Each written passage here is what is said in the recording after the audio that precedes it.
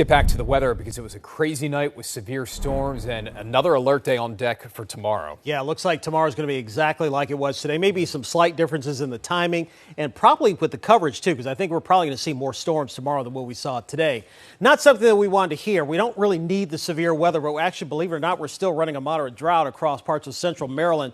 So we could use a little more rain. We just don't need it falling all at once. As First Alert Doppler radar tracking the last bit of the rain and storms we had earlier this afternoon. They're kind of training over the same area across far southern Maryland and parts of the lower eastern shore, headed over towards Westover and Crisfield over into Somerset County. This is going to continue tracking eastward here, perhaps towards Ocean City. They got some big storms about a couple of hours ago. Those have since moved offshore and weakened. Now some rain trying to push back into southern Caroline, southern parts of Anne Arundel County, and a good chunk of Talbot County right now. St. Michael's, Tillman Island, out towards Easton, Oxford, Trapp right now, seeing some light to moderate steady rain occurring at the present time. But look at all the reports that we had since early this afternoon. Started off with some wind damage in western Frederick County and kind of made its way eastward. The storms really intensified then once they crossed the bay and made their way over to the eastern shore. Even a couple of lightning strikes there causing some issues. And then on the flip side of that, we had some really heavy rain, particularly when the storms got into Cecil and Harford County. You guys don't need me to tell you that.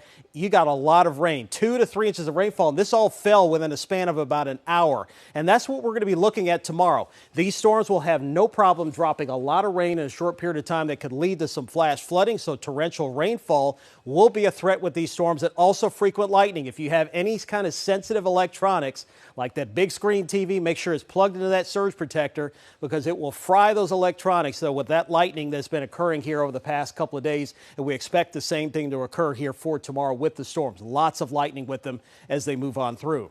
Temperatures 70s and 80s right now. It's a muggy night, and across the state we're looking at temperatures anywhere from 79 towards Westminster, 78 for Stevensville, 75 in Easton. So again, overnight tonight, some patchy fog, partly cloudy skies. Temps starting off tomorrow morning into the mid-70s and then rising to near 90 again for tomorrow afternoon. And here's your threat for severe weather. Level 1 out towards portions of Allegheny and Washington County, but the yellow is the area we're concerned about. That includes most of the state. That's a level 2.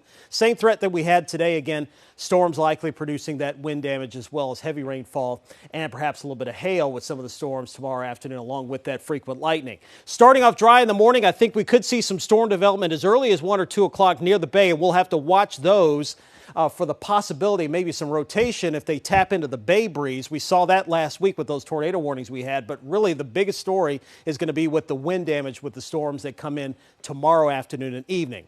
Heat index will approach 100 tomorrow, and across the state we're looking at scattered storms from really west to east across the state. Of course, the best chances will be closer to our area.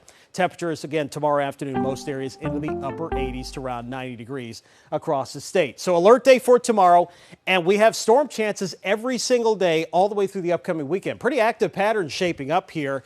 It doesn't look like the severe threat's going to be anywhere close to what we had here tomorrow coming up later in the week, but we'll watch for occasional isolated strong storm, but heavy rainfall certainly will be a possibility with any of the storms as we go throughout the week. And we'll keep you updated. Of course, meteorologist Steve Sostin will have the latest on what to expect for your Wednesday coming up WJZ at 4:30 a.m. Grace. All right, Derek, thank you.